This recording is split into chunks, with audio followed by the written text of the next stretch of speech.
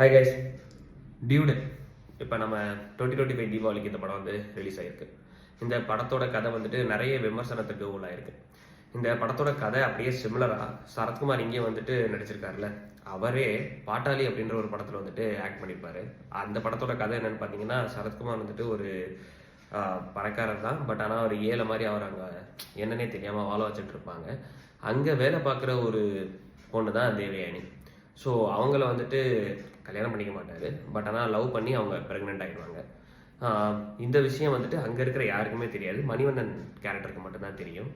கொஞ்ச நாள் என்ன ஆயிரும்னா, சரத்குமார்னால வந்துட்டு ஒரு சுச்சுவேஷனால தேவயானியை கல்யாணம் பண்ணிக்க முடியாது. அதனால் என்ன பண்ணிடுவார்னா, இங்கே போயிட்டு அந்த முதலாளியோட பொண்ணு ரம்யா கிருஷ்ணன் நடிச்சிருப்பாங்க, அவங்கள கல்யாணம் பண்ணிக்கிற ஒரு சுச்சுவேஷன் ஏற்பட்டுரும். அவங்களே கல்யாணம் பண்ணிப்பார்.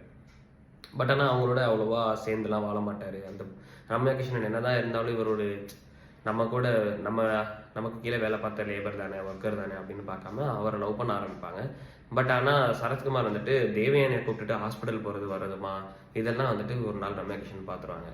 இதை பார்த்து ரம்யா கிருஷ்ணன் என்ன பண்ணுவாங்க அப்படின்னா, வேணாம், நீங்கள் 2 பேர் எப்படி லவ் பண்ணீங்கன்னு எனக்கு தெரியாது அப்படின்னு சொல்லும்போது, தேவயானி வந்துட்டு பரவாயில்ல, என்னோட ஹஸ்பண்ட், என்னோட லவ்வரை நான் உங்களுக்காக விட்டு கொடுக்குறேன். ஆக்சுவலாக கல்யாணம் பண்ணியிருக்க மாட்டாங்க தேவயானியும் சரத்குமாரும்.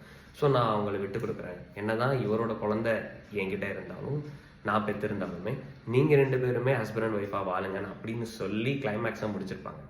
இந்த கதையவே லைட்டாக மாற்றி தான் டியூட் படத்தை எடுத்திருக்காங்க. இந்த கதை எப்படி சரத்குமார் சார்ட்ட சொன்னாங்கன்னு தெரில, அவரும் இதை ஒத்துக்கிட்டு இதுக்கு நடிச்சிருக்காரு. ஸோ இந்த படத்தோட விமர்சனம், இந்த கதையோட விமர்சனம்லாம் இப்போ வர்றதெல்லாம் ஓகே தான். ஆனால் இதுக்கு முன்னாடியே தமிழ் சினிமாலாம் இப்படி நிறைய கதையெல்லாம் வந்துருச்சு. ஆனால் இன்னைக்கு ஜென்ரேஷனில் தான் இது பெருசாக பேசப்படுது. நம்ம எல்லாருமே எப்படி வாழ்கிறோன்றதை பொறுத்து தான் இருக்கே தவிர, இன்னொருத்தன் ஒய்ஃப் கூட வாழணும், இன்னொருத்தன் கூட வாழ்ந்துட்டு இன்னொருத்தன் கூட குழந்தை பெற்றுக்கலாம் அப்படின்ற கான்செப்ட்லாம் இங்கே நம்ம தமிழ் கல்ச்சருக்கு செட் ஆகுமான்னு எனக்கு தெரியல.